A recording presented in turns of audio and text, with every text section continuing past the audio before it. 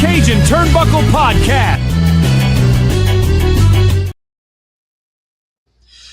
Good morning, everyone, and welcome to another live edition of the Cajun Turnbuckle Podcast right here on Dirty South Entertainment. We are your hosts. I'm Marky Mark. He is Big Rich. How you doing, man? Good morning. Another Saturday, and we're back again.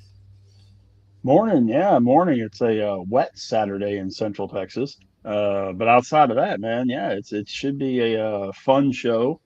We got a topic that's near and dear to both of our hearts. So, Especially, I think we're going to draw a lot of people in the Lone Star State in this one.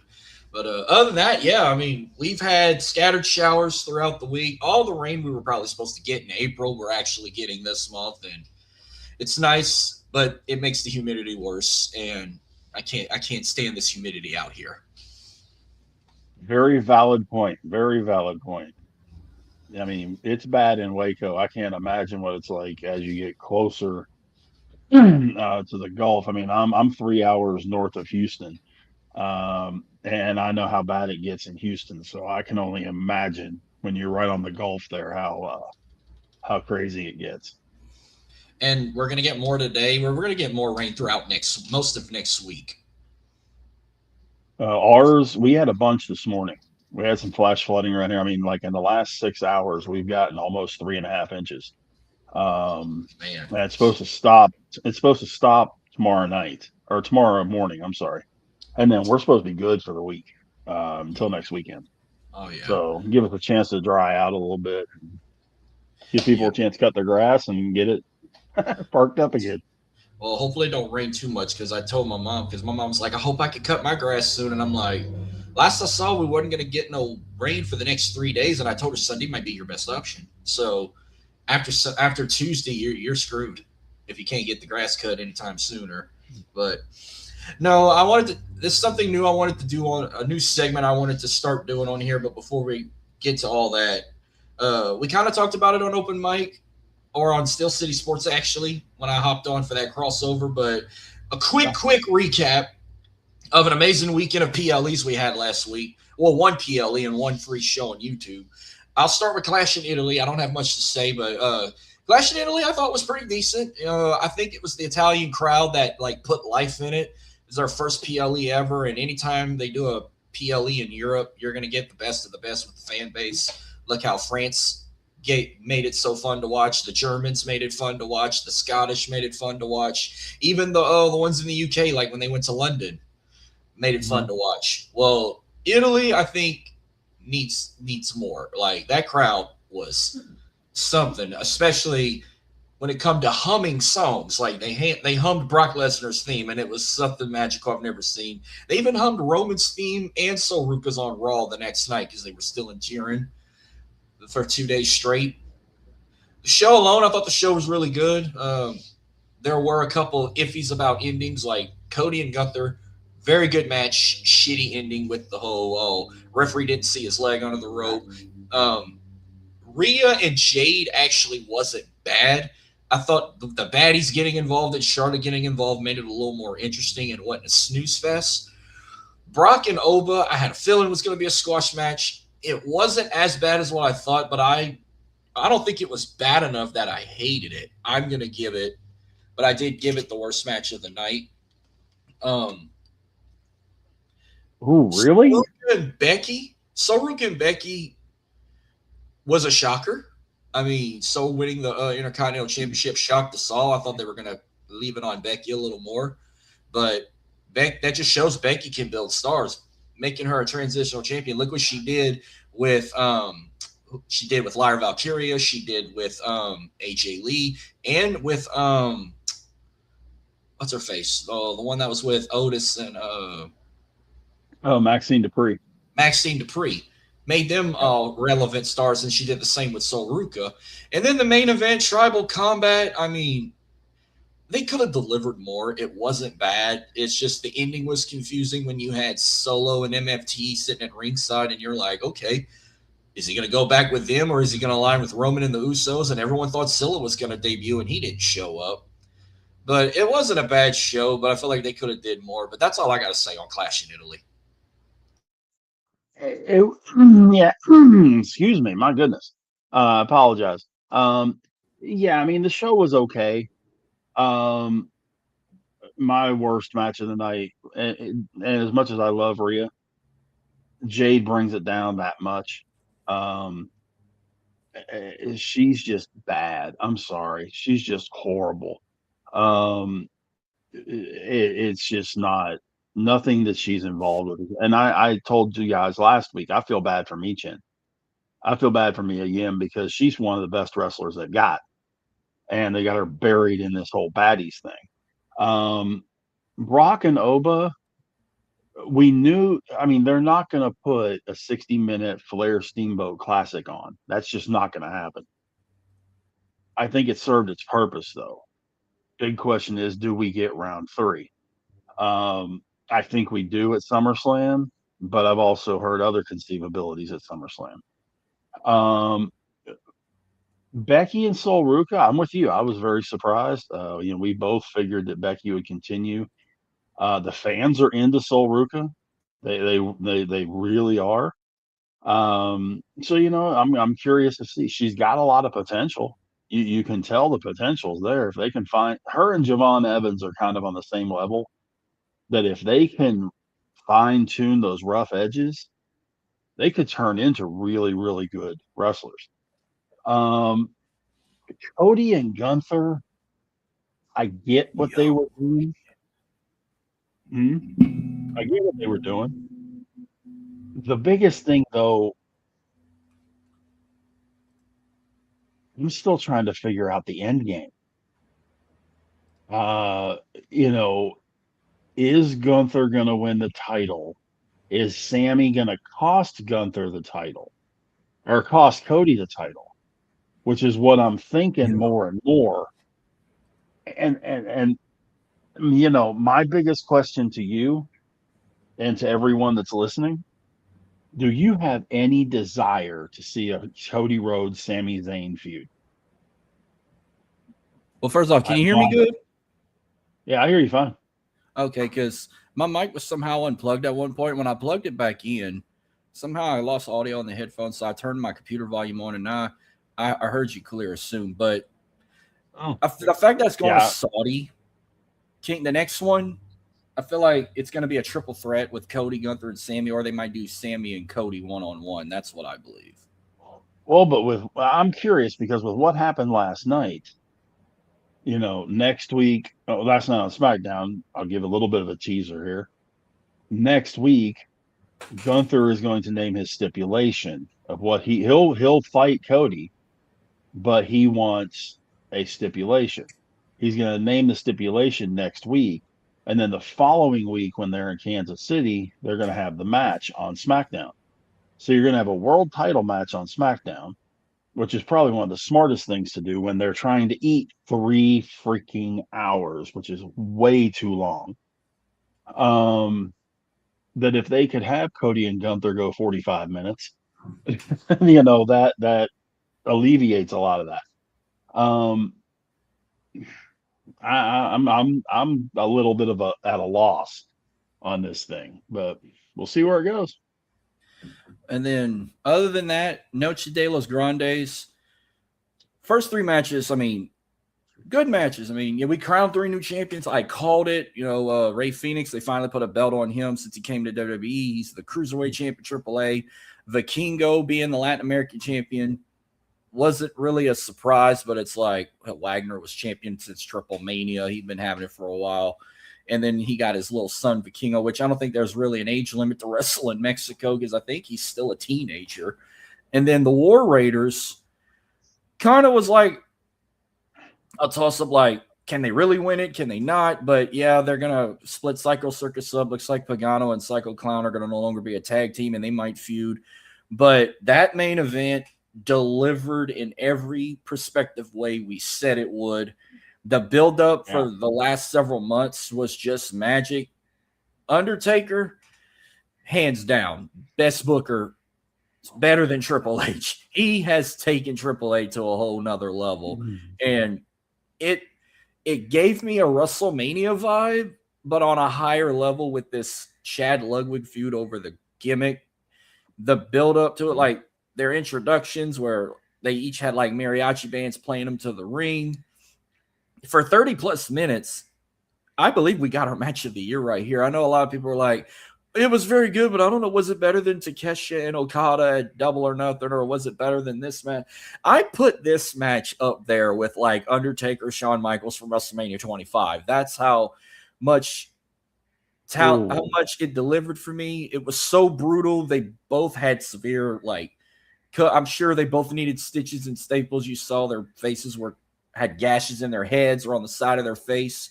Masses were ripped up, and then people were playing a part. I mean, the Creed brothers got involved, whatever their mask characters are. Tyler Bate and Pete Dunne got involved, was Bravo, and I forgot what the other one's name was, but they got involved. Even Pimpella was involved, disguised as a mariachi member, and whacked the shit out of. He took some guitar lessons from Jeff Jarrett. He whacked the shit out of Chad Gable with that guitar, and that place erupted for Pimpella. With a clean shot. Okay, there was a guy in the front row. Was he blind or something? The one where Gable went to him and he took like that little walking stick that blind people use, and he like whacked Gable in the face with it. It sure looked like it. It did look like, I don't know if that was a prop or what it was, but I thought the same thing. I was like, that's kind of a odd. That's almost like when when Bad News Brown stole Mad Dog Vachon's fake leg and hit Bret Hart with it. It's like, okay, why would someone take a blind man's walking stick? And then Ludwig's new girlfriend, the one that was the backstage reporter who quote, I don't know if she was fired in story or was she really fired I don't think she was fired in real life. I think it was fired in a story. She had a front row ticket, and the pop the crowd gave when Ludwig got the win shows like hopefully down the road they put the mega title on him if we get him and Dom at Triple Mania, but people think we're going to get Ray and Dom instead. We'll see what happens when the months go by. But when they did the traditional unmasking where Gable unmasked and had to state his full name, where he's from, and all this, I guess that's tradition. But it is. He got a lot of respect from that crowd. Like if he ever made a comeback in AAA, he's going to get a big ovation just wrestling as himself. But people say, I think he should go to WWE and go after, if he's on SmackDown, go after Trick for the U.S. title, or if he's on Raw, go after the Intercontinental Champion. Whoever the I don't know. It's Penta. Go after Penta for the IC title. Penta. Whenever he's ready to I think he's going to take time off, but as soon as he makes that comeback, he's going to come back as an over guy. But man, 5-star match. It was so good. They did a special encore following Raw on Netflix to replay the match. I don't think I've ever seen a match had its own special encore. But I could go on and on. Not in this era. I don't think I have either. But I can go on and on about how good that match was. So nice. I watched it twice, but I'll let you share your thoughts on that great match versus match. I thought it was a great match too. I obviously didn't love it as much as you do. Match of the year, it's up there with Takeshita Okada right now. Undertaker Michaels, no. To me, no. But at the same time, was it a fantastic match? Could I see it being Kaiser going after that mega title? Sure. Because remember, the whole thing that we're looking at with Ray's involvement is that it would be Dom against Ray, career versus title, and Dom wins. So Dom would still have the championship. And then, of course, this is where I could perfectly see it, where he's running down Ray and all that kind of jazz. And Kaiser comes out and is like, look, you're disrespecting your father. You're disrespecting a legend, da, da, da, da, da. And then you get Kaiser and Dom for the mega title. I could certainly see that happening. It won't happen anytime in the very near future. It may be 6 months down the road. The match itself, I thought, was really good. But here's the thing we got to look at too. We knew going in these two guys could go. You and I both knew this, and a ton of people knew this going into the match. that Chad Gable and Ludwig Kaiser could both go. It was just a matter of how everything was going to play out. So we aren't surprised about the fact that it was a really good match. Meltzer is probably going to give it 36 stars, simply because A, it's a lucha match, B, it was a mask match, that kind of stuff. So he'll probably give it 33 stars and create a whole new star system for that match. I'm kidding, of course, but don't be surprised if Meltzer gave that thing 6.5 stars. Put it up there with Omega, Okada, and stuff like that. Oh yeah. I don't think it was that good, but it's up there. Gable back in WWE. You didn't watch SmackDown last night, I'm assuming. No, I went and saw Scary Movie 6 last night, so I was out and about. I didn't get home till close to midnight. Okay. Well, I've already spoiled one thing for you. I'm not going to spoil anything else. But it's going to be, no matter which way Gable comes back, whether he ends up doing something on SmackDown with Rey Fenix, because we know Phoenix is on SmackDown, or if he goes to Raw and ends up with something with Penta, it's going to be good. Do they revive the thing with Gable and Gunther? Could be. I mean, those guys had some great matches too. That's the good part about Gable. Okay, I'm really going on a limb with this. Gable is the 2026 version to me of Kurt Angle. You could put him in the ring with anybody. I don't care if big, tall, short, fat, doesn't matter. He can have a good match with him. And make it look believable at the same time. He's that.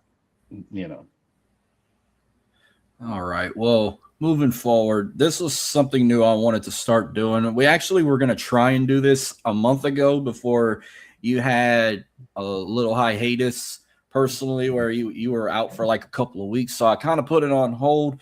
Something I want to start doing, because I'm being the wrestling historian I do a lot of pay-per-view nostalgias and look back and rewatch those. But I said I want to try something similar with Icons and Legends, because I'm a big fan of shows like whether it's Dark Side of the Ring, Biography Legends, or anything like that.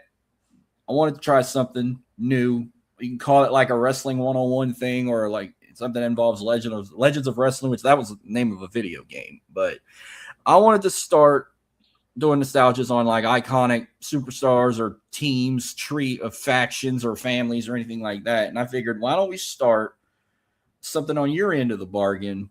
Maybe if not the greatest wrestling family to come out of the Lone Star State of Texas, and I'm talking about the Von Erichs.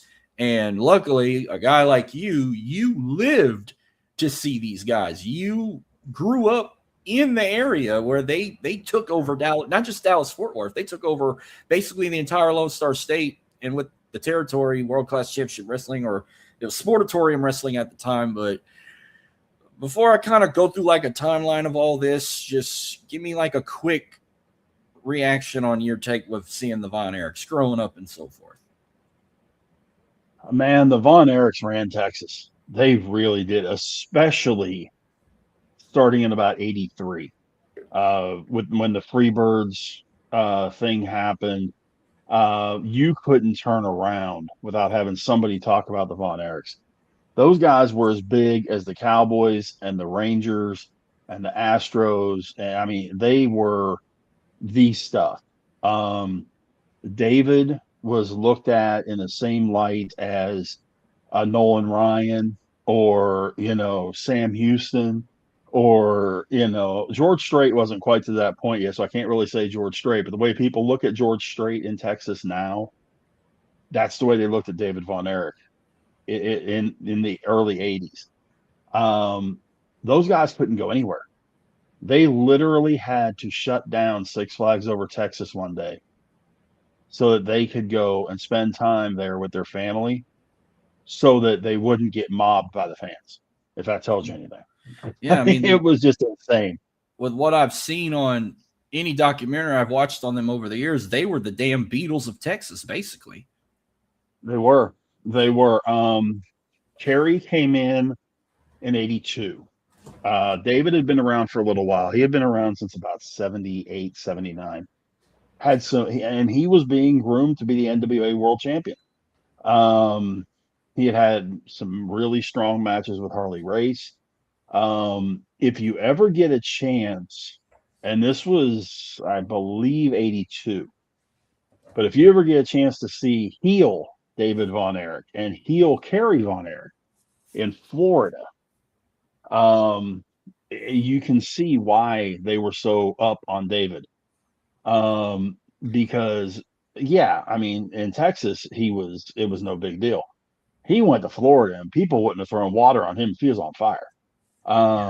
They could not stand him. They felt like to him the way that Texas fans felt with Michael Hayes.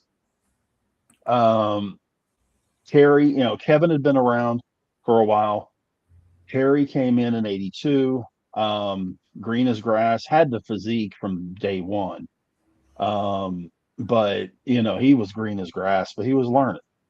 And you had all sorts of the shift in guys to go against the Von Erichs was huge, because you went from having guys like Armand Hussein and the checkerboard and Kabuki and guys like that. Now you've gone to Gino Hernandez, Jimmy Garvin, the Freebirds, Kamala, One Man Gang. That's a dramatic difference in who's going against the Von Erichs. Even to the point that's the reason why the Midnight Express left Texas, was because they could never get a shot at the Von Erichs, because anybody that they put in the ring against the Von Erichs that wasn't named Michael Hayes, Terry Gordy, or Buddy Roberts, it just wasn't the same. And the girls, oh my gosh. Oh yeah. The girls would lose their minds. Especially like when it was the first three wrestling, they would come out, they'd peck them on the face. But you got to start somewhere. Well, and I'll keep this PG. That Jim Cornette has said this, and numerous other people have said this too.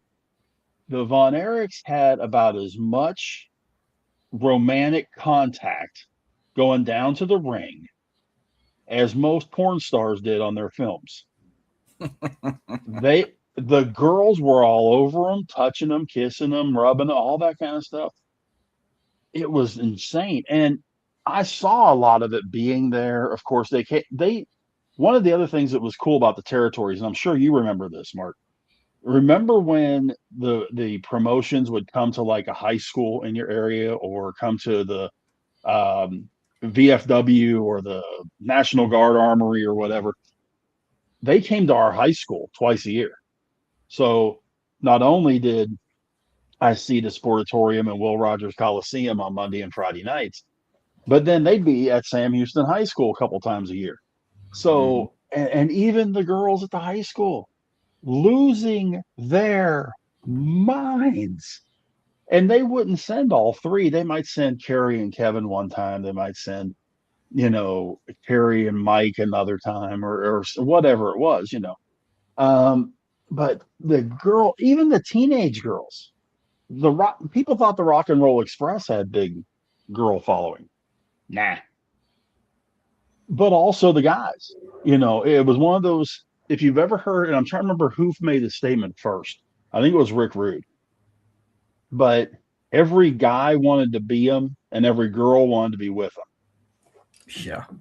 That was the Von Erichs in Texas.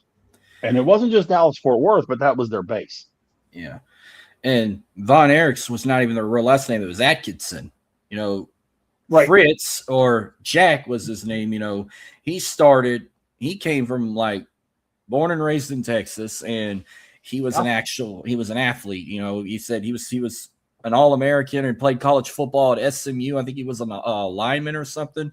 And he was on a scholarship until he found the love of his life. And supposedly this ain't a thing no more. But back in the day, if you were a collegiate scholarship athlete, you couldn't be married. You got married, you lost your scholarship, and that's what happened with him. And then he ran into, I don't know much about this guy, but Ed Strangler Lewis discovered him and got him into the wrestling business, and they wanted to portray him as a heel. And at the time, they said, why not? You look like you could be a Nazi. And that's where they turned him into this German Nazi character named Fritz von Erich. Yeah. And Strangler Lewis was one of the, when professional wrestling was first getting started, 20s, 30s, Strangler Lewis was one of those names. Frank Gotch, Hackenschmidt, guys like that. Yep. The precursors to the Lou Theszes and the Dan Gables and the Danny Hodges and guys like that. Strangler Lewis, if Strangler Lewis said this guy should be doing this, you listened. It's a lot like now that if Paul Heyman tells you this guy can make it, you can bank on it. Mm-hmm. Same situation. Yes, Fritz was a bigger guy back in that, back in the 50s and 60s, you didn't have a whole lot of 6'4", 6'5", 250-pound guys running around, but he was. And college football player, at SMU, All-American. And, he played with he played with Forrest Gregg, who would become coach of the Packers and the Bengals, and played in the NFL with the Green Bay Packers for a lot of years. But yeah, and Jack Atkinson, you're right, that's his legit name. The rule about getting married and losing your scholarship is kind of weird, though, isn't it? Tells you how times change. Yeah, but judging by like his interviews he's ever done in the ring or something, or like with a personal video camera, you could tell he was Texas bred. He got that southern deep Texas accent, but he seemed like a great guy. The way he talked in his interviews, he talked professional. He didn't sound like an asshole or anything like that. Because when I first looked at him, I thought maybe this guy was kind of like what Joe was to Michael Jackson. Like how he pushed his boys to try and be like mega stars in the music world. He didn't really do that with his boys. That was kind of their choice to get into the wrestling business after we talk about what they've done before. But Fritz looked like he was a down to earth guy. And anytime I got to see his interviews, it's like, I'm not just looking at Fritz, I'm looking at Jack in person. Jack's like, he's a down to earth guy, family man. Yeah, I mean, he could be, but he also knew how to turn the character on. When that light came on the camera, he could be a whole different guy than what he was. Yeah. Did he pressure the boys into doing it? No. I mean, they wanted to do it, but he also told them, and Kevin has said this in interviews before, if you're going to do this, you're going to do it right. You're not just going to do it halfway. You're going to do this 100%, and you're going to be the best at what you're doing. Told them all that. Yeah. Which makes sense, especially being the family business at that point. Yeah. Now, Jake the Snake was always considered the inventor of the DDT and the founder. Do you consider Jack Atkinson, Fritz von Erich, the founder and creator of the Iron Claw? I think he perfected it. Yeah, there were a couple of other wrestlers that used the claw, but Fritz perfected it and made it mainstream. It was another one of those deals. He had a hand; he could palm a basketball. So he had those big hands. And when you were doing those TV interviews, and if you ever saw Baron von Raschke, he would always come toward the camera like this with the claw whenever he was finishing his interview. That's what Fritz would do. Now with that big old mitt and it looking like he's covering the whole camera with his hand. Mm-hmm. That's pretty imposing. That puts a little fear into the fans, right? Yeah. So, so that kind of, that's why I say, did he perfect it? Yeah. Killer Kowalski used the claw. He was more into putting it in very other, he would put the claw in certain parts of the body. He would use it on the stomach. He even, this was one I saw, I had to look at it a couple of times. He used a knee claw. Ooh. Where he would put the claw on the wrestler's knee. Fritz, right there. Yeah. So it was always the head. It was always, and that's part of the psychology of it. But in that time frame, those were the two guys. And of course, Killer Kowalski was in the Northeast. So you didn't really run into too much of those guys running into each other and having an issue with two guys doing the claw. Mm-hmm. Now, people always think when they think of his sons, they think of the original five: Kevin, Kerry, David, Mike, and Chris. Which David, I think, was actually the second oldest. Kerry was the middle one. I thought Kerry was the second oldest because that's how they usually introduced them in that order. But I didn't even know this at one point after Kevin was born. He had an older brother named Jackie. They, at one point in their lives, moved up north. I think they lived like in upstate New York or something, maybe around Niagara Falls. And this is kind of when the tragic started with this family, because when they say he was the lone survivor of the siblings, that's no joke. And that's the truth, not just because of his four younger brothers. His older brother died when he was only 6 years old. Curtis, I didn't know he had an older brother. And then when I found out he passed away and I found out how, he stepped on like a trailer tongue or something. He got electrically shocked. He got electrocuted where it knocked him out, that he drowned in like a melted snow puddle up there. And that's when this curse started. And it just led them to go back to Texas and start a whole new life. And then came the other four brothers. But seeing that about it, losing his older brother like that was, of course, a tragedy, especially as a child. But that kind of like had me jaw drop, like, oh my God. Yeah, you're right. Especially the kid's 6. I mean, and what, you saying that now, I mean, my grandson's getting ready to turn 5. So, I start thinking, that time frame and that kind of deal. You're right. They were living in Niagara Falls. What happened was Jackie was out playing and he touched a exposed wire that had shorted out on his neighbor's trailer.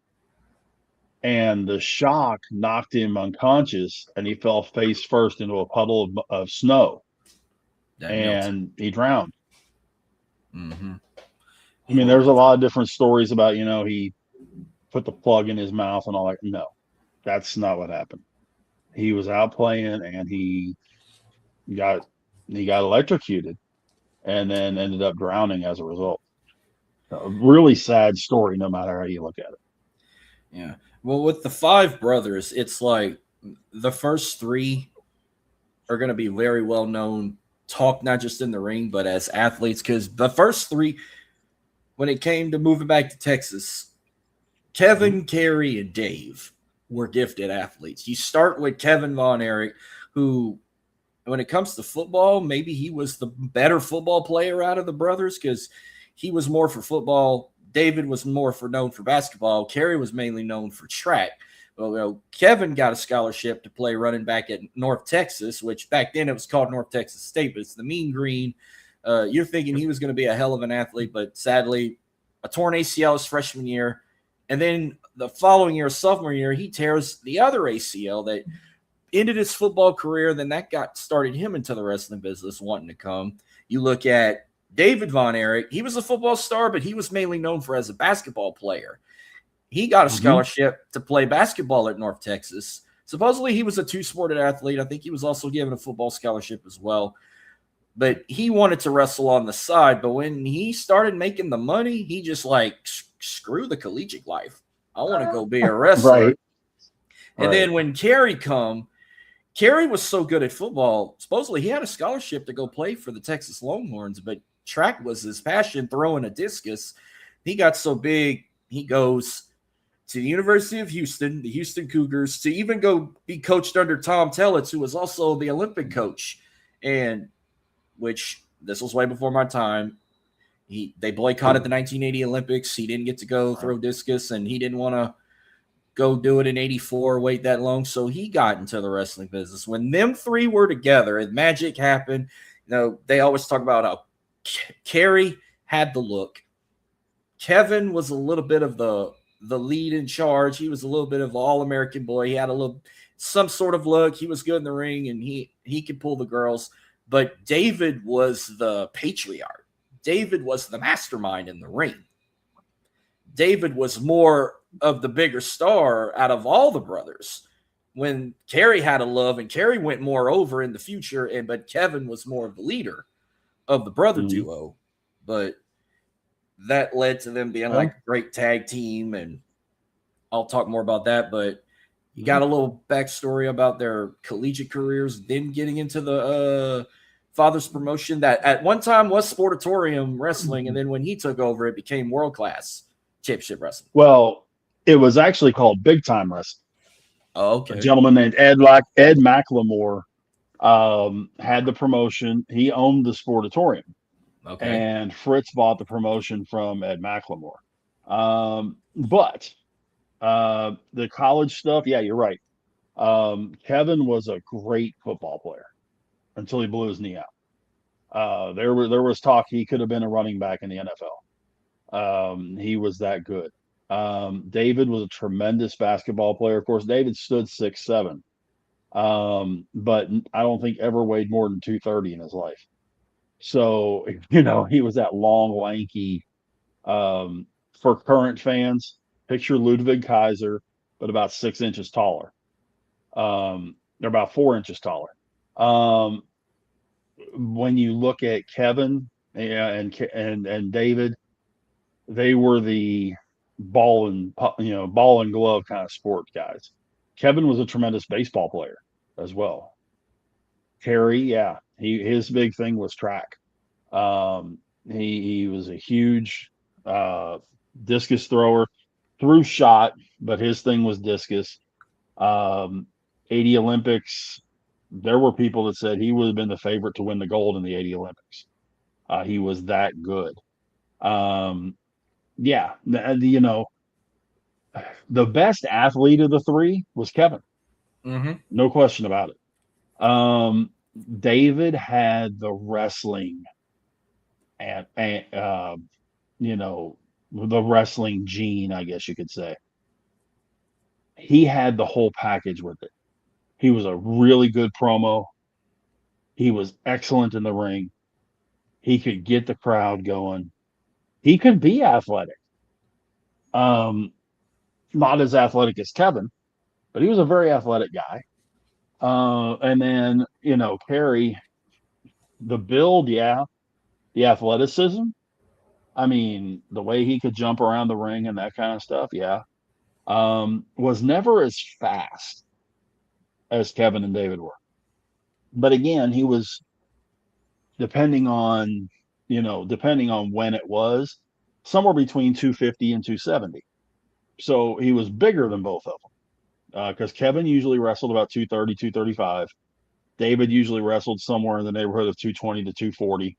And then Kerry was between 250 and 270, just depending. But yeah, Kerry was never the greatest interview. And really Kevin wasn't either. Kevin was okay with interviews, but David was definitely the mouthpiece for the team. And you could tell, and it wasn't a major Southern drawl, but you could tell this guy was a Texan just from the way he sounded. He had a little bit of Fritz's accent, but he didn't have Fritz. I always say Fritz Von Erichs sounds like he swallowed a glass full of gravel before he went into to talk. David his voice was never that rough, but he could get his point across really well. Kevin and Kerry, not quite. The promo wasn't their forte. But hey, when you got the reactions that they got, didn't matter. Now, Mike, on the other hand, Mike was also an athlete, but I don't know if he had any kind of offers, but I know Carrie's wife, she was like a top athlete with him they were in the same class, and they were very close and good friends. And that's how she met the love of her life and marrying her older brother. But he didn't go straight to college to be an athlete like his three older ones. He went strictly into the wrestling business. And then that's when they took off. Cause I mean, just being as just a territory before syndication started, they were just only known in Texas and maybe parts of Oklahoma. I mean, they did go do some work in Israel. They even said Fritz was like such an iconic wrestler in Japan. By the time they started syndication, that's when they took it to a worldwide phenomenon, especially when they went into this feud with the Fabulous Freebirds, which I always say, I don't know how many times they've wrestled Michael P.S. Hayes, Terry Gordy, and Jimmy Garvin in six-man action or even singles action or whatever. They knew how to work together. The whole Texas versus Georgia rivalry thing. Right. It worked magic, and that just made me love Mike. Like I've always was a Michael P.S. Hayes guy, especially when he was the Doc as the backstage announcer. Doc and that, and then managing the Hardys in the late '90s during the Attitude Era. Yeah, but I don't know. I mean, if I would have lived to see this, of course, I probably would have stuck with the Von Erichs side, being closer to Texas, but they worked so well that it led to them. I'm pretty sure they must have had multiple shows like in Texas Stadium and the Cotton Bowl. They were promoting to make this big event sometime in '84 where they were going to have Kevin, Kerry, and Mike take on the Fabulous Freebirds for the six-man tag titles. And David was going to fight Ric Flair for the NWA world title before tragic hit in Japan when he went to go do work in Japan. And I'm going to jump to that a bit, but tell me your take about Mike and the whole starting the syndication in the Fabulous Freebirds. Yeah, Mike was an athlete, but he wasn't the type of athlete his older brothers were. He wasn't an elite athlete. Mike wanted to be behind the scenes. He wanted to be involved with production and video work and things of that nature. World-class championship wrestling started a lot of things when it came to the way that professional wrestling was televised. They were one of the first ones to have a multi-camera show. You know, if you ever noticed, most of the time you had a one-camera shot and you had that one picture, and all it was that camera going this way or this way, and that was it. Yep. The world class, they started with a cameraman down at ringside. And if you ever remember watching, especially the Sunday show, the syndicated show, where you would have those really close shots of the guys when they would get into the ring because they had a cameraman standing on the apron and taking those shots. If someone got thrown out to the floor, you had a cameraman standing right there. Yep. Yeah. Right at the ring apron. That was the beginning of that particular aspect of how they did television, and other territories went with it from there. They were one of the first ones to syndicate all over the place.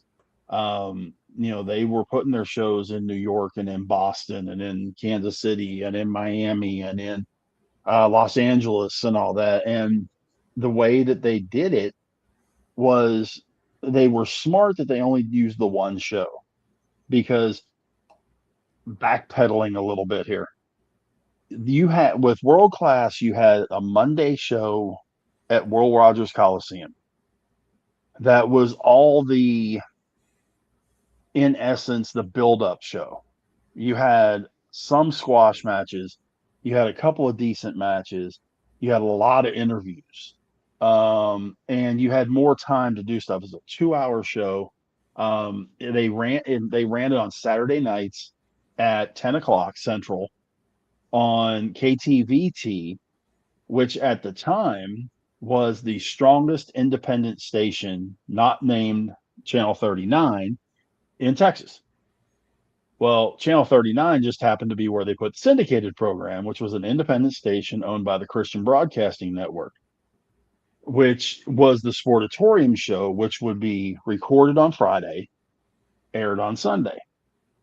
And that would run Sunday mornings at 11 o'clock Central. And there wasn't as much interview. It was more match. They would do recap shows from the big shows. They had, let's see, because they would do these things called Star Wars, where it was their big show. What is now a pay-per-view. Wow. But you had Labor Day, 4th of July, Thanksgiving, Christmas, and then you had the Texas Stadium show, which was always in May. And there was one other one, but that was their big show. And they would build to these big shows. You are correct that the 84 Texas Stadium show was supposed to be, because leading into that, Flair had been firing his mouth off. You got this punk kid that you just got started wrestling, da da da da da da. I could beat this kid with one arm tied behind my back and all that kind of stuff. So Fritz said, fine, Mike can beat you, or Mike can stick with you for 10 minutes. Okay. And Flair's like, this kid can't even stay with me for 10 minutes. They have the match at Will Rogers Coliseum. Not to mention, at 18 years old, he beat Harley Race, one of the greatest. He did. But Flair's shooting his mouth off. So they set up the match, and all he said was that he had the last 10 minutes. Well, if Mike lasted 10 minutes, David got the shot at the world title against Flair, which was going to be at Texas Stadium in 84. Mike did. Lasted the 10 minutes. Here we go. This was in January of 84. Okay. You got to remember, this happens in January. David passes away in February. Yeah, 5 weeks before. And he went out there, and they even said like months before his passing, even when Kevin got married, he had some issues with his like organs and his stomach. And at 25 years old, it was acute enteritis that he passed away from. That something where I looked into it. It's something where your intestines or something like imploded or exploded, where your blood flow kind of just caused. It's like a health issue. In essence, and Wild Bill, if you ever get a chance to listen to Wild Bill Irwin's explanation of it, because he was there. Okay. You can hear all the speculation and all the crap that you want. Bill Irwin was there. He said, David had been having a little bit of an issue, but he was eating like crazy that night. Had a couple of steaks and all that after the show, and he started not really feeling that great and went to bed. And his digestive system had been acting up, and what had happened was his colon somehow got partially twisted, which in layman's terms, take your garden hose and twist it and see what happens. So everything was getting backed up, and it caused the rupture in his stomach, which caused him to basically not only drown himself, but poisoned himself at the same time. So you got to tell me, you were what was it like when it was breaking news, not just in Texas but like all over the country, him passing away like that? I take it must have felt like a national tragedy, like with how impactful that was. I don't want to compare it to like a national tragedy. Like I'm not going to compare it to like 9/11 or anything like that. No. But was it as like horrific as maybe like an Elvis Presley death, or even like Eddie Guerrero's passing, or Owen Hart's? I was just thinking what you said. The way that Memphis reacted when Elvis Presley died is the way Texas reacted, and the wrestling world reacted when David. I remember we were watching the news. We always watch the 10 o'clock news, and they came in on the sportscast. and said that David had been found dead in his hotel in Japan. And they had been talking about on the broadcast that he wasn't going to be around for a couple of weeks because he was touring Japan and that kind of deal. So, lots of people knew that he was in Japan. And yeah, when that news hit, I know in my house, you could have heard a feather hit the floor. Because my mom and my dad and I all just looked at each other like, okay. It just happened. Like, oh my God, that just happened. Yeah. And I mean, my dad at the time was the head maintenance manager at Six Flags Mall in Arlington, which was the mall that the guys always went to because it was small. And Arlington at that point wasn't the Arlington it is now with AT&T Stadium and all that kind of stuff. Arlington probably had 70,000 people in the whole city. So they could go there and not get mobbed, for lack of a better word. Yeah. But he had gotten to know the guys a little bit, and he had really gotten to know David well. And that was how I first met them when I was, 10, probably, was the first time I actually met them, 9 or 10 years old. And, when David died, that was a shot to everybody in Texas. The church that they did his funeral at had to put equipment outside for everybody to be able to hear the service. Yeah. Because there were so many people. There was over 4,000 people.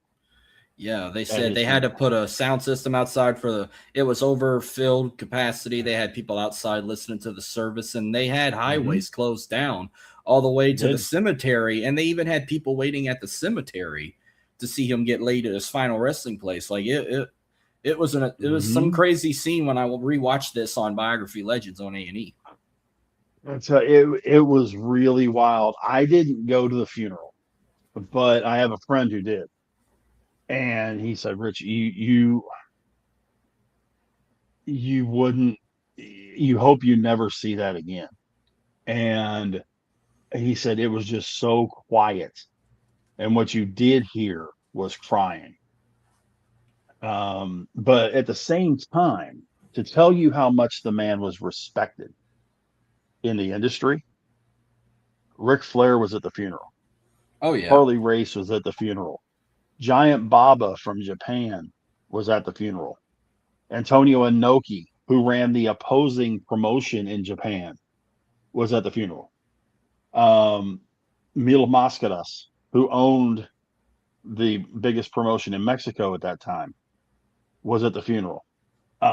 There were people from all wrestling guys. Vince McMahon was there. Vince McMahon Sr.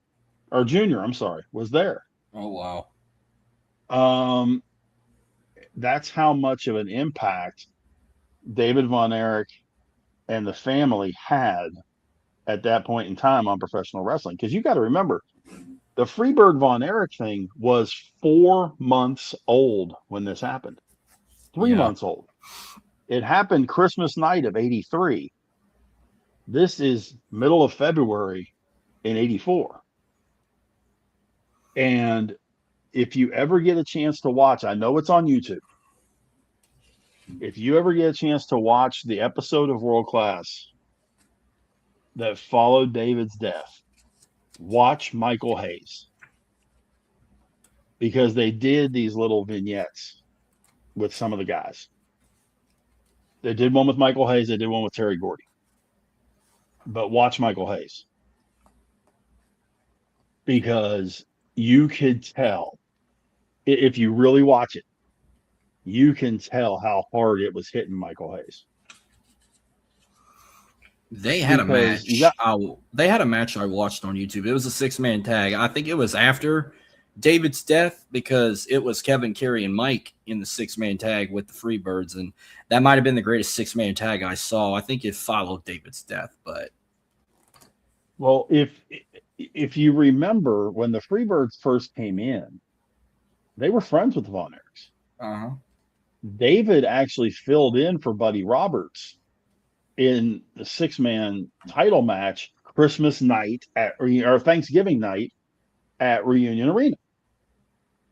And they won the world 6-man titles, and David gave his share of the belt back to the Freebirds. He said, I was just filling in. This belongs to you guys. And, then of course, Christmas night, Terry Gordy does what he does with slamming the cage door off Kerry's head. And here we go. But yeah, I mean, you get the hottest feud in professional wrestling over a 2 or 3 year period started. And 2.5 months later, one of the biggest pieces is gone. And I mean, the one thing that I'm really happy about is that they never, no matter how nasty it got between the Freebirds and the Von Erichs, they never trash talked David. They never made any sort of comment about, well, yeah, and your brother's dead too. They never did that. They and I'm sure a lot of that had to do with the fact that Fritz was the one writing the checks at that time. But they never brought that up. They talked all kind of noise on each other, but never brought that up. But moving forward, following the death, they kept it going. They had to continue the show. That's when they made some changes, and he was going to decide to put either Kevin or Kerry in the title picture. Mainly went by a flip a coin, but Kevin stated in his interview on Biography, he didn't want all that pressure. He just became a father. I know at the time he had just 2 daughters at the time. I think his second daughter was already born. So he didn't want all that pressure. Kerry, on the other hand, I don't even think his first daughter was born yet. So he went ahead and jumped the gun. Or I don't remember what. I know she was born the year he won it. I don't know if it was after winning the belt or right before. But he filled in for David. I don't know how the tag match went unless they did a handicap style, but they put Kerry fighting Ric Flair in front. Well, they said sold out crowd, but I saw some empty seats, but they had a shitload of people there for him. And then he had this iconic robe on that said like in memory of David that he wore, and they had the yellow rose, which you told me that's the symbol of Texas. It's the state flower. And I thought it was like his wrestling nickname, but no, the yellow rose is like y'all symbol, y'all state flower, like the magnolia is in Louisiana. And look, yeah, the old viewers listening could see that was the actual robe he won when he wore when he won the title. I went back and watched this match. I mean, it wasn't a bad match. I figured it was very predictable because they couldn't just have him lose, especially with Texas Morning losing David. But I felt even though it was already done, I felt when I watched it for the first time, I felt like I was watching it live at home. I don't remember if it was on closed circuit TV or cable television, but nope. I felt the electricity that the crowd felt in Texas Stadium when he won it for his brother. And you think they're going to push him to the moon, but supposedly he only had an 18-day reign, and Flair won it right back from him. But he still stayed in Japan, but still worked with his brothers and working with the fabulous Freebirds, which Sportatorium, such an iconic venue. I mean, I've heard stories about how iconic it was. I mean, you've been inside it. I've heard stories from Stone Cold and Mark Henry and JBL and Undertaker. Like that was the place to be. That was bigger than the Sam Houston Coliseum back in the day. And it didn't hold near as many people. Sportatorium on its best day held about 4,000 people. 4,500 maybe. Okay. I was at Texas Stadium for the show. You were here. You were in attendance for that. I was in attendance when Kerry won the title. Wow. And you want a really funny one? That wasn't the final match on the card. No, it didn't main event. I'm shocked. Nope. They had a mixed tag match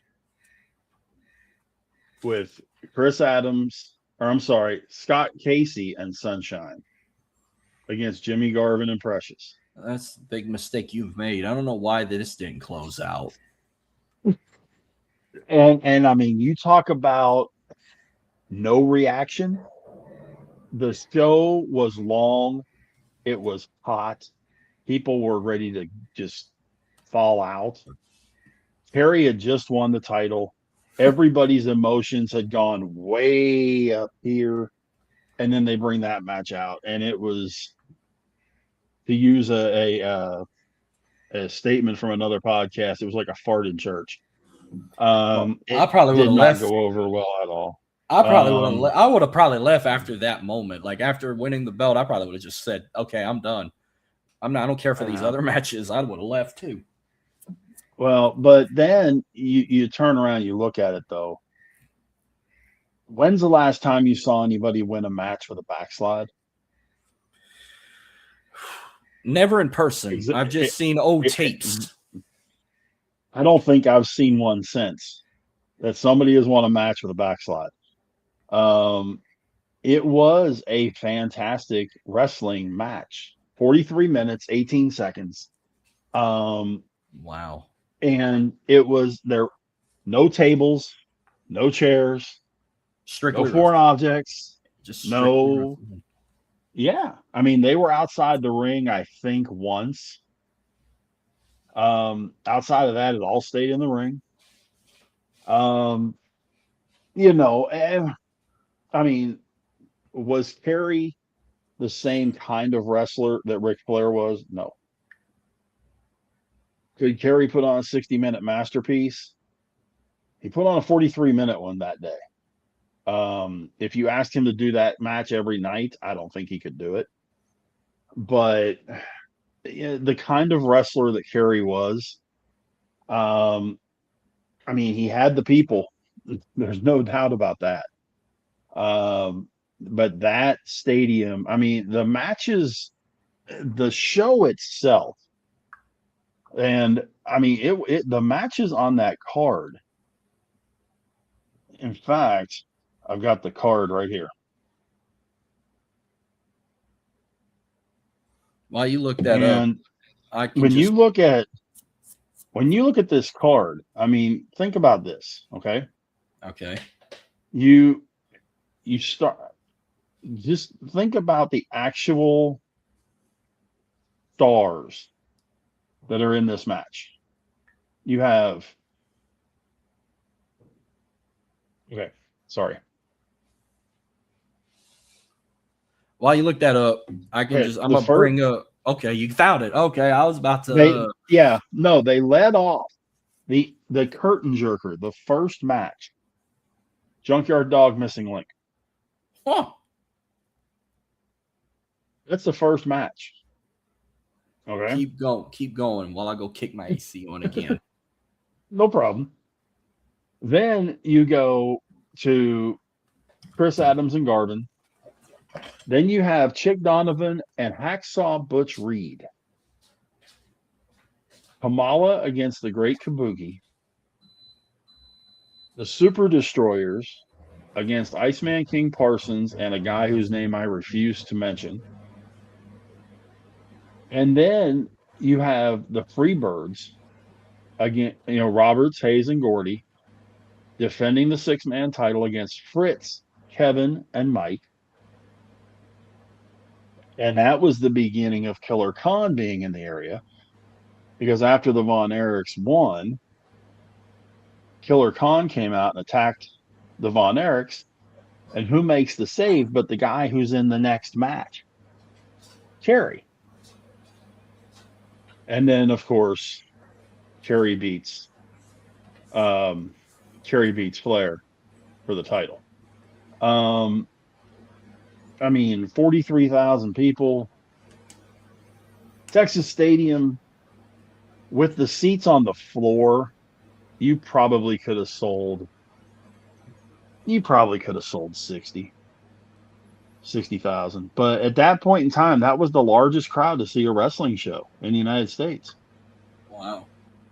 Until WrestleMania 3. Well, actually, there was a Tokyo Dome show that superseded that number until WrestleMania 3. Okay. There was a Tokyo Dome show that had I think it was 58 or 59,000. But with you just look at those names, I mean, it's just one big name after another big name and a lot of those guys were just getting started. I mean, Chris Adams was a couple years in. Garvin was a few years in. Um, Butch Reed wasn't that long in. Junkyard Dog hadn't been wrestling that long. Kamala was green as grass. Iceman had probably been wrestling 3 or 4 years at that point. And like I say, I refuse to talk about his tag team partner because he's a piece of crap. The Super Destroyers were the Irwin brothers, Wild Bill and Scott Irwin. And then of course, the Freebirds, Fritz, Kevin, Mike, Killer Khan. A lot of people may know Killer Khan from back when he broke Andre's ankle back in 1981. But the show was loaded, man. I mean, it was a tremendous show, and it was a real big show of love for David too.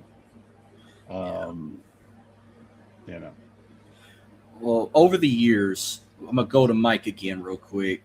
He had a sustained injury in Israel where he had a dislocated shoulder, and at one point almost lost his life when he suffered from toxic shock syndrome.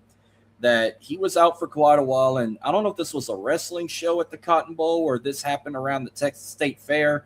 They had him come back in a car, and he gave a little speech to people that say thank you for all your thoughts and prayers and all that. He's saying, when I get better, I'm going to come back, which turns out things really didn't get better for him. I know to kind of fill the void, this is when Fritz brought in a guy that portrayed the cousin. I forgot his real name, but Lance Von Erich was the name. They say he was like a cousin, but he really it's an easy name to remember for movie fans.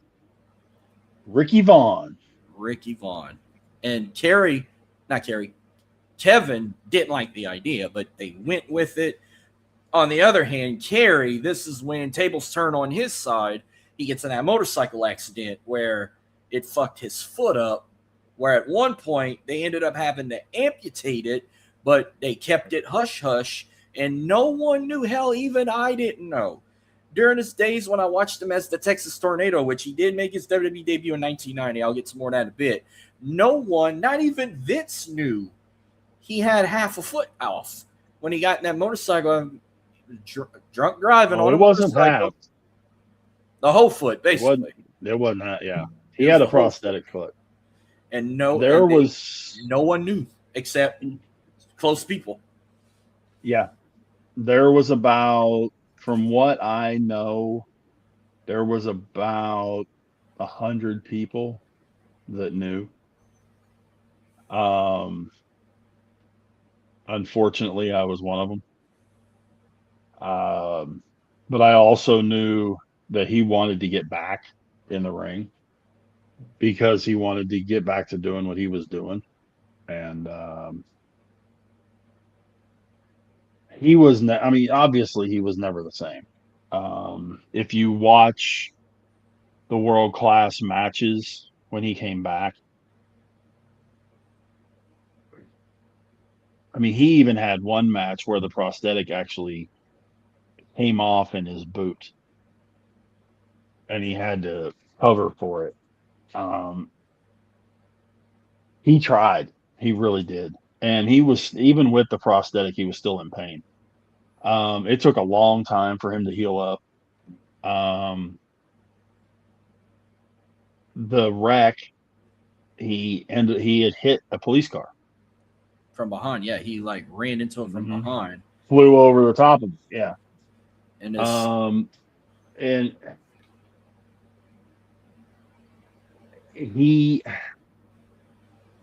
it was about this point that Kerry became his own worst enemy. And this also came the point where I know they've only lost two brothers in 87 had to probably been the worst year for the entire family with what happened with Kerry, to also then end up losing Mike. Mike killed himself by overdose when he was already he was arrested 2 days before he passed, and he left his car abandoned with a suicide note. Then he went out in the woods somewhere by a lake, and he overdosed on some sort of narcotics or something, and then put himself in a sleeping bag. It got to the point where it was already bad enough by then. When the end of '87 came, he ended up selling his territory to Vince McMahon. Yeah. I mean it. Well, and see, actually, he didn't sell it to Vince. Sold it to Jerry Jarrett, who owned the USWA at that time, which was Memphis. Okay. And that was where you started seeing guys like Jeff Jarrett coming in, and Robert Fuller, Phil Hickerson, Eddie Gilbert, guys like that coming in. I mean, Mike, to fight so hard just to survive that toxic shock. Because I mean, the guy had 107 fever. Okay. We're talking there was damage to his brain because of the fever. You could tell, again, if you go back and listen to interviews. Yeah, even the one like you were talking about that he did at the Cotton Bowl. And he couldn't. He tried to say country whipping match. He wanted a match with someone, and you can tell when you look in his eyes, he had like a lazy eye, and you can tell he was really not all there. And I'm not gonna point fingers and laugh about it, because I mean, when I watched that interview on Biography, I was like, yeah, I knew his brain wasn't functioning all the way, and it was about to be the end of that. With his wrestling career. I mean, they should have never, no matter how bad he wanted to, they never should have pushed him to come back. The Lance thing, all that did was embarrass the family. And Fritz admitted after the fact that he probably shouldn't have done that. Everybody and their mother knew that this kid, after about 6 weeks of him being there, everybody in the world knew he wasn't a Von Erich. They billed it that he was Waldo's son, that he was a cousin to the boys, which 80s TV fans go back to, if you remember the Dukes of Hazzard. Oh, yeah.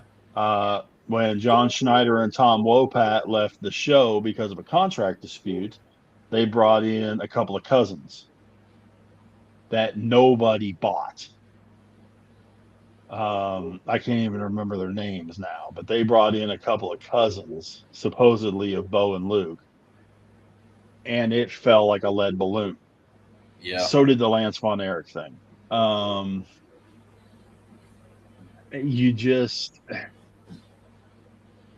Anyone that was there through the whole thing and saw the whole thing go on, you just had to sit there and shake your head. And you knew that the end days were coming. With the way that wrestling was at that point in time, territories are going away, being either sucked up by Vince, sucked up by the NWA, just straight going out of business. Territories were starting to get sucked up. Vince had wanted Kerry and David from back in the 80s. Yeah. I remember at one point, I think right around mid-80s, I'm going to say about 84, 85, Vince tried to work a deal with Fritz, but Fritz didn't want nothing to do with it. He declined. But I take it this was like another dark day, about as dark was when they lost David, because I'm telling you, with what I've seen, they were that family, those brothers were so big in Texas. Even the Dallas Cowboys wanted to be a part of it. Tom Landry, legendary Cowboys coach, would contact Fritz. Timmy Newsom, who was a former Cowboys player, Doug Cosby, who was a former, wanted to be like the Von Erichs and went to see those guys. Even Karl Malone, when he was trying out for the Dallas Mavericks, was a big fan of them, and he wanted to be. He begged to meet him, and they were about as big as than what he was. So I take it when they sold the territory, it was just as dark as it was when David passed, and even Mike. Yeah, I mean, the official sale happened in '89. And when you look at what the roster was like in that time frame compared to what it was even in '87 or '88, I mean, when you're in '87, okay, and actually I missed a step in the middle too, because UWF actually purchased World Class and then the USWA bought it from UWF. But when you're rolling guys out like Eric Embry, Frankie Lancaster, the Rock and Roll RPMs, which was Mike Davis and Tommy Lane, who were a very bad fake of the Rock and Roll Express or the Rockers. Nord the Barbarian, Black Bart. You had some of the mid-card guys from World Class, like Jack Victory was still there. John Tatum was there. Iceman King Parsons, Brian Adias, Bill Irwin, guys like that. But, Chris is gone. Michael's gone. Gordy's gone. You make Al Perez your world champion. You try bringing Gary Hart back in to book the thing. By this time, Kerry's finally starting to come back. Ted Arcidi is there. They're trying to push some of these guys. The Angel, I don't know if anybody remembers the Angel of Death that was brought in by the Freebirds. You just sat there and you went, why? Why? That they even went to the extreme. Well, they tried to bring, the shame of it is, and this, Mid-South in that UWF era, I mean, you had huge names, but they didn't gel well with World Class, and they were nowhere near, the World Class guys were nowhere near where they could hold up to UWF. Partially because UWF had taken most of the bigger World Class names. One Man Gang, UWF. Terry Gordy, UWF. Michael Hayes, UWF. Chris Adams, UWF. But then UWF also has guys like Terry Taylor and Eddie Gilbert and Missy Hyatt and Tatum and Victory went up there. It just got to that point that you're rolling a bare bones staff out there, and Terry's putting all this effort in to come back, and he's coming back to fight Black Bart. He's coming back to fight Al Madrill, who was out of his prime 10 years before. Then,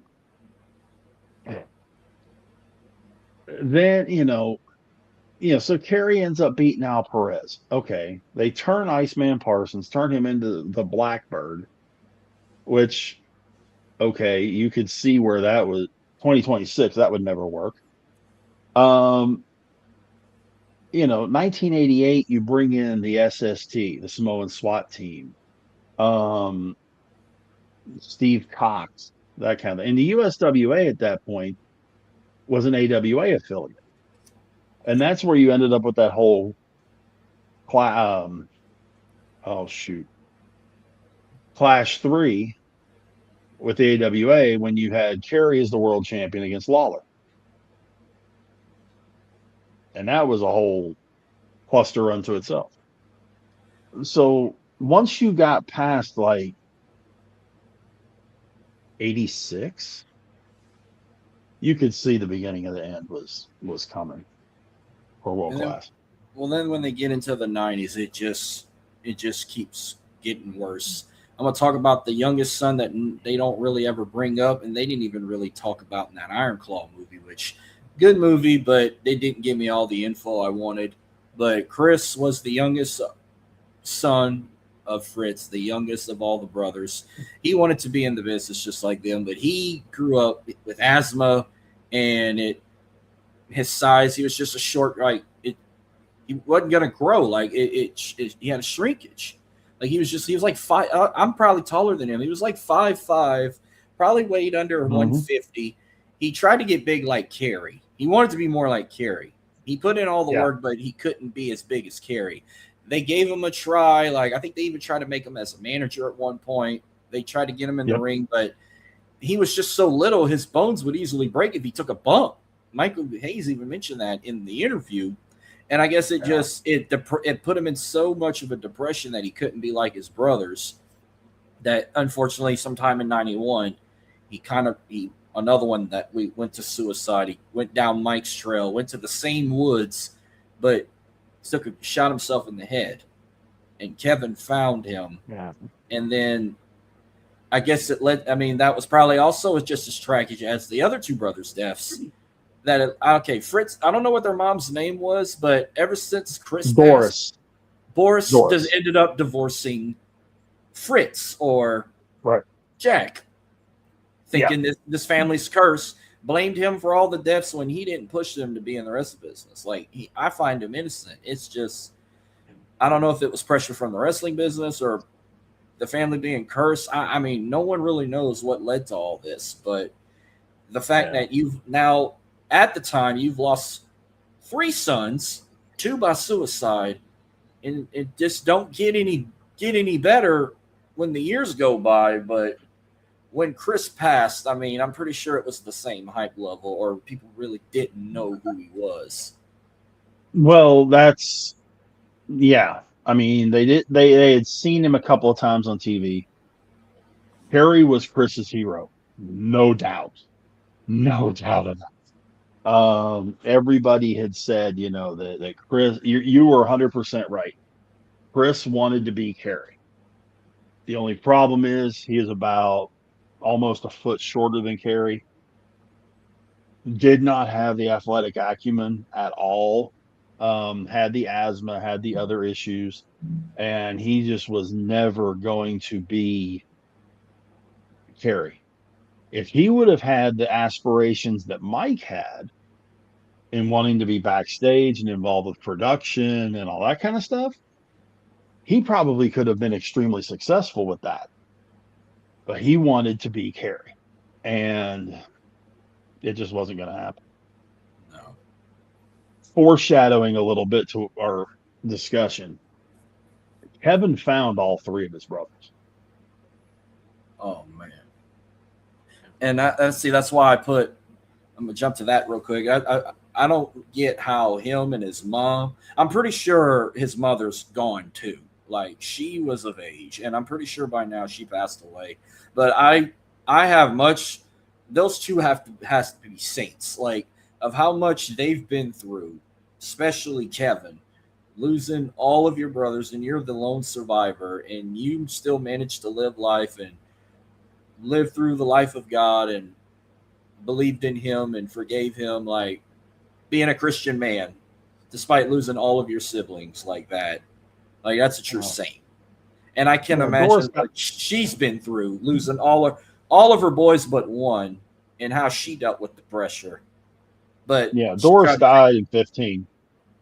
Okay, so I figured she was gone too. Which Kevin I knew was going to be the lone survivor out of the original family tree and all. Kevin made a comment. If you've ever seen the triumph and tragedy of World Class Championship Wrestling, WWE put this thing together. Okay. Kevin makes a statement, and anyone that was around it, I'm an only child, so I can't say that I feel it, but anyone that was around World Class and has siblings, he said, at one point I had 4 brothers. Now I'm not even a brother anymore. He'll always be a brother. He just not in living color. for people. Right, but you know where I'm going, and I'm like, Yeah.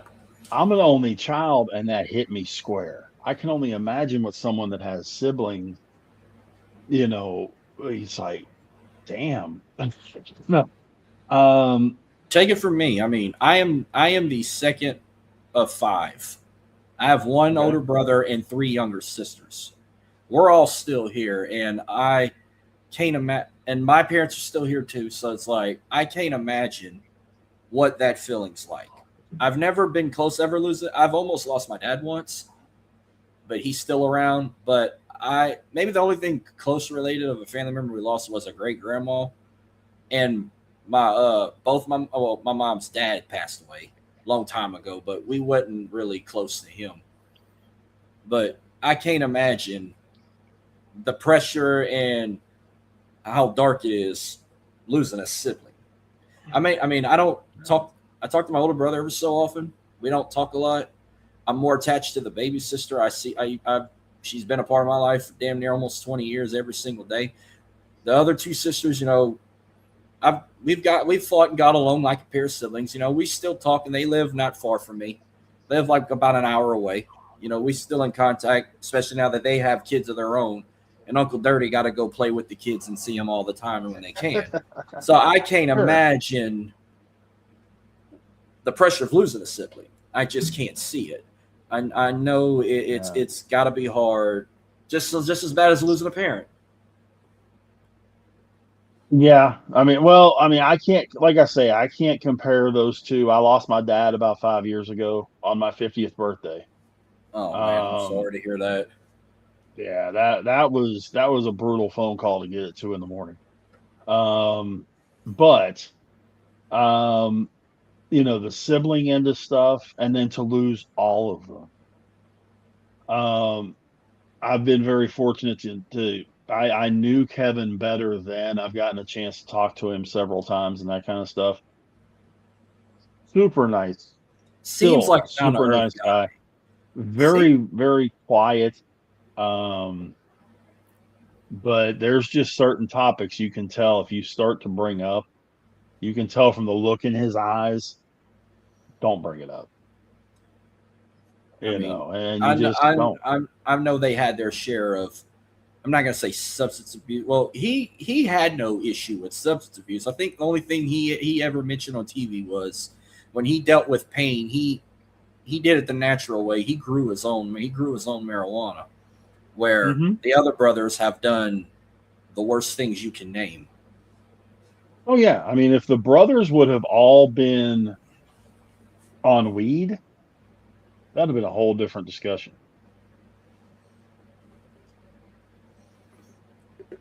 But at least he admitted that, like, hey, God created it. He grew it from the ground. He did it the right way. I'm not encouraging people to do marijuana. I'm against drugs. I don't do them. But I'm not going to judge and criticize. Like, especially if you smoke pot. It's damn near illegal in the United States mainly. So I don't judge pot smokers. Right. It's basically like smoking a cigarette these days. But it's like, I don't like to judge those who have made bad decisions with substance abuse or whatnot, especially if it involves like cocaine and shit.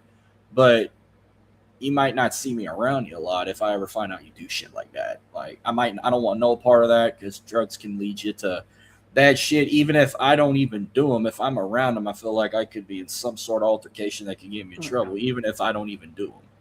I don't like being around it. I don't like hearing stories about it. I might crack jokes about stuff, but in reality, I don't like being around anything that involves that. Right. Well, the biggest thing I'm saying is, if there a lot of the issues probably wouldn't have existed or would have been taken care of a whole lot simpler if the guys were dealing with weed instead of being addicted to painkillers, being on cocaine, all that other stuff. And you got to remember too, not only in that time frame did you have the Von Erichs and losing those guys, you lose Gino Hernandez, who was one of the biggest heels and one of the most promising stars in wrestling, period, at 27 to a cocaine overdose. You have Bruiser Brody, who is one of my favorites. In 1988, gets stabbed in a dressing room in Puerto Rico and get killed. Um, so you didn't just have Von Erichs, you had other vital parts of world class championship wrestling that all ended up perishing. And even later on, Chris Adams gets killed. Um, so it's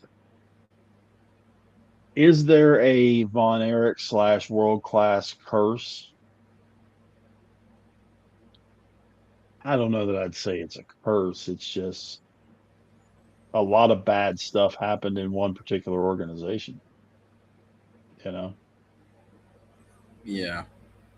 But I'm going to go back to if I would have grown up in the 80s and watched the Von Erichs, my favorite probably would have been Kerry Von Erich. Because, I mean, like I said, he had the look, he had the physique, he had the strength. I think the women were more into him than any of the other siblings. Like, he was the most handsome looking one out of all. No questions asked. And he was the only one that got the bigger push. He got hired by WWF he made his debut in 1990 as the Texas Tornado. Even Hulk Hogan stated, like, he had everything to be on the same level as, like, Hulk Hogan and Macho Man and Ultimate Warrior. At one point, even though he had a short run, I think he was only in the company, like, about, I'm going to say 2 years, no more than 2 years, 2.5. They did put the Intercontinental Championship on him at one point. He beat Mr. Perfect at SummerSlam. Wasn't white strap here, but it was same belt design, black strap. When I went back and watched, like, that SummerSlam, and he was also a part of a Survivor Series team, I think in 90 or 91. I forgot which one it was. I enjoyed watching him there. And I think it was until the point when they realized, hey, this guy got an amputated foot. And then I think it was mainly the drug issues that caused him to get released sometime in, I think it was like late 92, early 90, right? I'm going to have to say 92 was when he got released. I don't think it was like early 93. I want to say it was sometime in 92 when they released him. Yeah, you're right. It was in August of 92 that he got released. And then, it was just kind of a spiral from there. He was doing independent shows and that kind of stuff. He would do some shows under a mask and that kind of stuff. In fact, his last match was in Japan with a mask on. And Woman was his manager. Oh, wow. For that match. But, I have always said, and I will continue to say, a healthy Kerry Von Erich going to WWE when he did, the Ultimate Warrior does not exist. Yeah, and you stated this was your dream team right here. I would have loved to see that. That was my dream tag team. I was a huge Warrior guy, but Kerry was always my guy. Bruiser Brody was a close second, and those guys teamed up all the time in Texas. What if they would have been a tag team? What would have been the perfect name for them? I think I tried to say the Tornado Warriors or the Ultimate Tornado. I don't know. Like, I tried to compare, like, their names together. Something Tony Khan. If Tony Khan would have had a picture, he would have came up with a better tag team name than I could. Yeah, I don't know, but I mean, I just know that you would not have. Kerry would have been the bigger star than Ultimate Warrior, if for nothing else than Kerry had the background. He had the love for what he was doing. Warrior didn't care about wrestling. He used it as a way to grease his pockets. And he's the first one to admit it. He never loved wrestling. Could you imagine the Kerry and Hogan matches the Kerry and Slaughter matches, Kerry and Jake Roberts, Kerry and Rick Rude. You know, of course, Kerry and Mr. Perfect. If they could have put a program together with those two, yeah, I mean, good grief. Here's my thing. If he would have stayed clean, or they'd have kept him around longer, I'm pretty sure they would have put the WWF title on him. Whether if he'd have took it off of a Hogan or a Macho Man or an Undertaker or a Warrior or even Ric Flair once again. And see, that's one of those. That's to me one of the biggest what ifs in professional wrestling. What if Kerry goes to WWE healthy? I'm saying healthy as far as his body and healthy between the ears. That he's not addicted to the drugs, that he's not doing all that stuff. And if he goes, he is the next Hogan. I firmly believe that. They could have built that entire company around him. And like you said, matches with Hogan, matches with Taker, matches with, you know, and picture him in the Attitude Era. Oh, yeah. I could have seen him work with Shawn Michaels or Bret Hart, especially. Michaels, Hart, Austin, Triple H. You know, heck, you could have put Kerry and Triple H as a tag team. Yeah, you could have put him fighting Razor Ramon or even Diesel or Psycho Sid, Yokozuna, Lex Luger. Kerry and Luger would have been another one. You know, I mean, that would have been a dream tag team for me, like two All-American guys, like a Texas Tornado and a Narcissist, like that. I bet Kerry could have body slammed Yokozuna like Lex Luger did. Probably. And the thing is, that whole Lex Express thing and all that, if you could have had Kerry and Luger doing that as a team, it would have been fantastic. You know, and of course they're wiping out Yokozuna and they're wiping out the Bolsheviks and all these other guys, you know. They make what Wyndham and Rotundo was not even exist. And then of course, you know, obviously you would probably have Luger turn on Kerry, and then you've got all these Luger and Kerry matches, the claw against the torture rack. Even hell, let's say he could have went to WCW and did something there as well.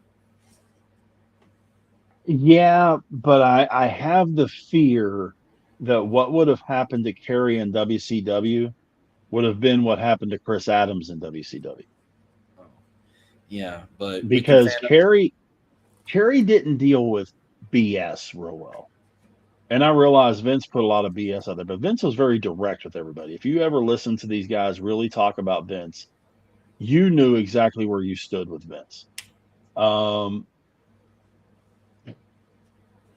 I mean, I firmly believe, no question about it, that if Kerry would have been Kerry, you would be talking about him in the same sentence as Austin, Rock, Flair, you know, Taker. You would be talking about him in that same sentence as the greatest of all time. We could fantasize and talk about this and that, but sadly in 93, that was no more. He was already having drug issues, and he had a warrant for his arrest where I think he violated a probation or something where they were on the verge of going arrest him and possibly go to prison, where I guess he couldn't take the pressure. And then he bought Fritz a 44 Magnum for Christmas, his last Christmas he was alive for, and then went to the ranch, took it, and shot himself in the chest. And of course, Kevin found him, and I'm pretty sure that was the morning the sheriffs were coming to get him, to take him to jail for his writing illegal prescriptions. He had gotten a hold of a prescription pad, and he had a whole bunch of fraud charges coming. He was going to spend time in jail, a lot of it. Oh, sad. And he didn't want to embarrass the family. So, and thought taking his own life was going to make it better. And no, suicide's never the answer.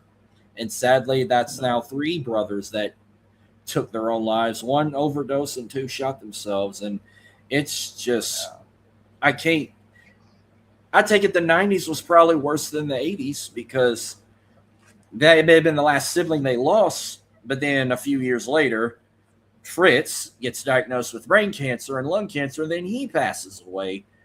So people say, oh, the 80s was a very, very dark time for the family. I think maybe the 90s was just as bad. But I digress. I mean, both decades were not very light to them. There were some good times in the 80s, but I felt like the 90s was more darker for them.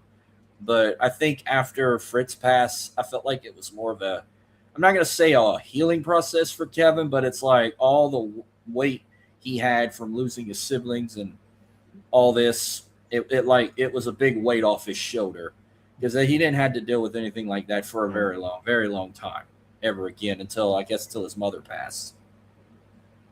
Yeah, I think you're right. And it wasn't that much of a difference in time frame between when Fritz and Doris passed.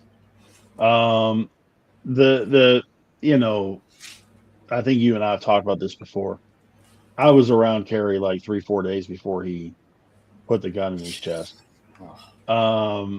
I gotten to know Kerry the best out of the boys. And seemed like a fun guy. That one, he was fantastic. Loved his kids, loved his wife.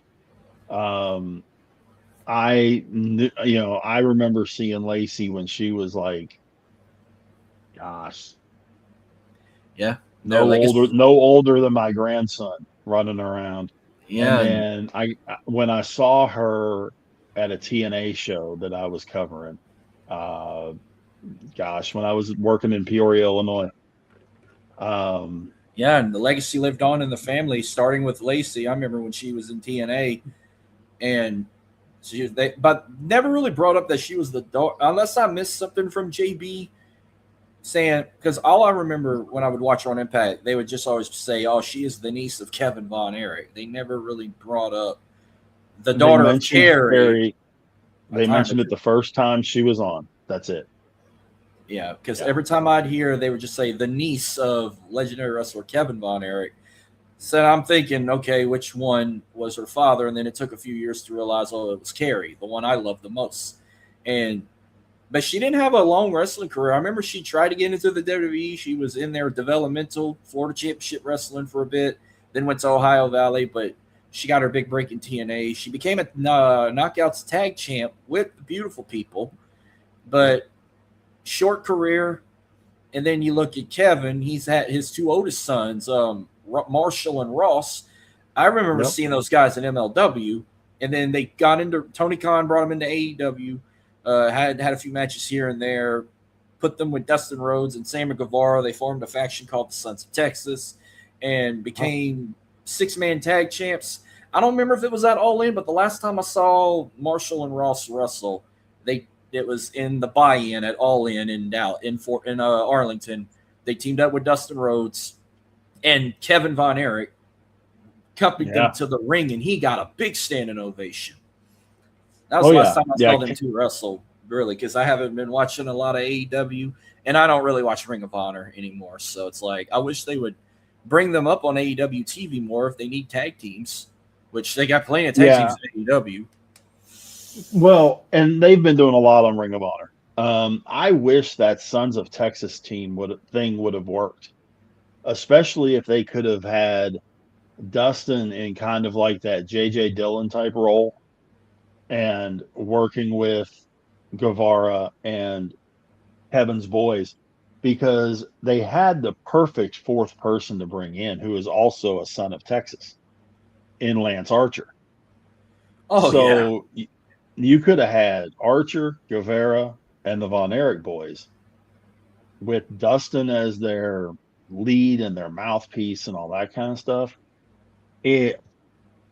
Goodness gracious. I mean, that could have really had some legs to it if they would have given it time. Kevin, every time that he's been part of an AEW show that I've seen, that place blows. I mean, the roof is coming off the building when Kevin comes out, uh, which is super cool. I love seeing that. Ross and Marshall get a nice reaction. Kevin gets the Road Warrior pop. Um, it's super cool to see. I, yeah, Lacey's career was short. She was pretty good actually. Um, but she just didn't. She wasn't a lifer. She didn't really love it. But she enjoyed the time that she had in it and that kind of deal. And she still does shows. She'll do those like WrestleCons and that kind of stuff, and she'll sign autographs and all that kind of good stuff. Yeah. And she had gotten hurt, and I'm trying to remember exactly what it was that she had gotten hurt. I want to say it was her shoulder. It was either her shoulder or knee that had gotten hurt real bad. And she was like, "Yeah, I'm not up for doing all the extra rehab and all that kind of stuff. And I think I'm just going to call it a day." Okay. And from what I gather, I know she's married now, has a couple of kids, if I remember correctly. Very happy with what she's doing, seems like. And, good for her. The boys, I'll tell you what, man, you can see Kevin in those two boys. You've watched them. You can see Kevin in those boys. I've seen it more in Ross. Marshall, Yeah. I mean, I guess it's the beard, but I see Kevin definitely in Marshall, especially because he wrestles barefooted like Kevin did at one point. Marshall got no, not at one point. His whole career, almost his whole career, he wrestled barefoot. He kind of dresses like him too, except he kind of tapes the knees up. He don't wear knee pads. I saw like he tapes the knees up, but he does come out in a cowboy hat, to give a little Texas vibe. Marshall gives me a little more of like, I'm not gonna say David. I see a little bit more of David in him, but I digress. No, you're right. You're right. But they make a great tag team. Like, I wish they would show them more. I'd like to maybe one day see them wrestle in person because I was lucky to see Lacey wrestle once, but I've never seen Kevin's kids wrestle yet. And I want to say I was lucky to see Kevin Von Erich in person because I did go to WrestleMania 25 when they inducted the Von Erichs in the Hall of Fame. When they recognized the class, I was able to see him. And I want to say that might have been his last WWE appearance was WrestleMania 25 when he was inducted in the Hall of Fame with his family, his dad and his brothers. And before that, he had another appearance when they were in Dallas. Of course, you got to do it in Texas. I don't think he would do it anywhere else. When they were in Dallas for the homecoming edition of Raw, when they brought it back to the USA Network, there was a segment. I forgot who it was. I don't remember if it was Edge or somebody. He talked shit on him and a couple other iconic figures, and he got put in the Iron Claw. I think it was Edge. He did it too. Like, I'd have to go back and watch that episode because the only one that was ever being a dick in 05 was Edge. Or it might have been Carlito. It was either Carlito or Edge that got put in that Iron Claw. And he was making fun of other legends, shit-talking Harley Race that was there, shit-talking this legend, that legend that were surrounding the ring. It was either Carlito or Edge, and I can't remember. But I forgot that moment. Because when I think of the homecoming edition of Raw, the only moment I always remember that lives rent-free in my head was when Austin stunned all the McMahons in the ring and gave Linda the worst stunner I've ever seen until he gave Vince that stunner at WrestleMania 38. Yeah.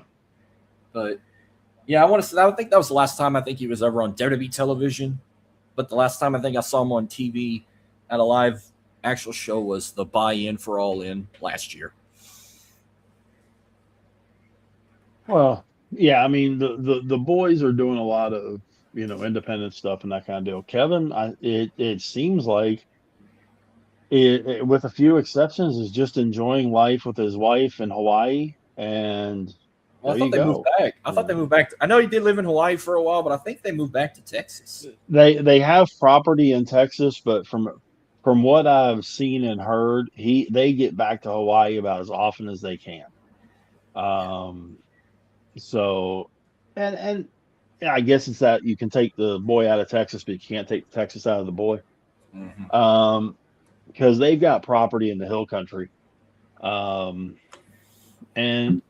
it's good to see that despite all the negative that has happened around Kevin, that he has positive now that he's in his waning years.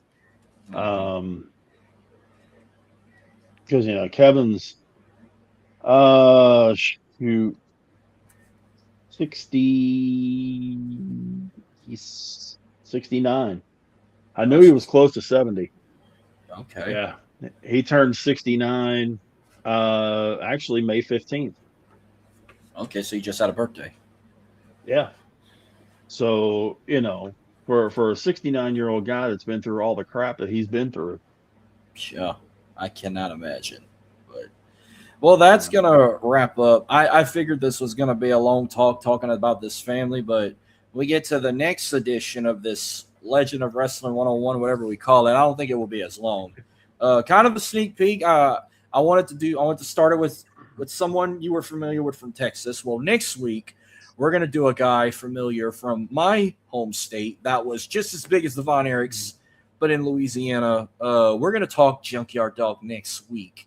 I don't think it's going to be going 2 hours because I think we might just jump straight to it. I don't think we'll have to talk or recap anything because we're not going to have no PLEs or anything till the end of June.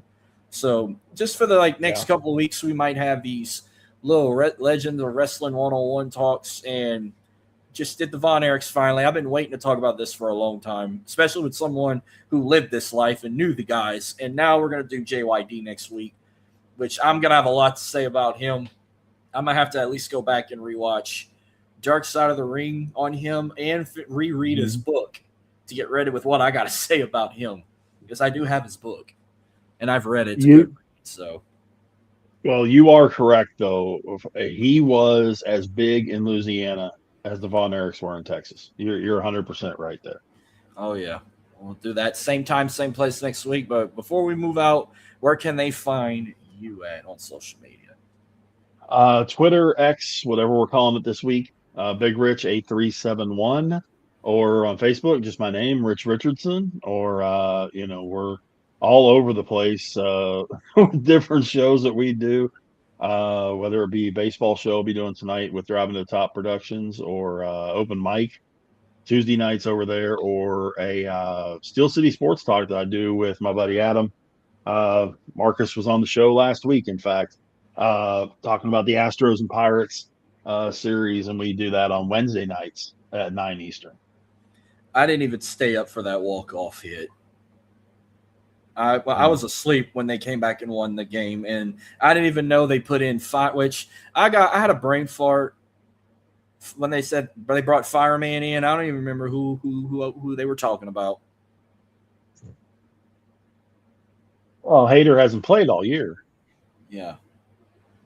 Or was it just a hype video? Did he actually come back? No, he pitched the ninth inning and pitched very well after the Pirates completely laid an egg in the middle of the infield. Well, y'all did win the series, so I guess that's all that mattered to y'all. But we should have swept. We should have swept Houston. There's no reason they should have lost that second game. I mean, shoot, you're up 5 and y'all led the bottom of the 8th. Yeah, y'all led most of that. But no, I'm at Dirty South ENT _ on X, Facebook, Instagram, YouTube. We'll catch you guys next Saturday, same time, same place, 10 a.m. Central on YouTube, Facebook, X, and you can also listen on audio platforms. It should be up within the next hour. This will be available on all audio platforms, wherever you get your podcasts, Apple Pod, Google Pod, Spreaker, iHeartRadio, Podbean, all the above. But all right, man. This one went as long as I didn't expect, but we about damn near at the 2-hour mark. I know you got a busy day. I got a busy day myself. But I'll see you possibly Monday for Fans of the Diamond. Sounds good, man. I always appreciate the time, bud. Absolutely. Thank y'all for tuning in, and we'll see you guys next time. See you later.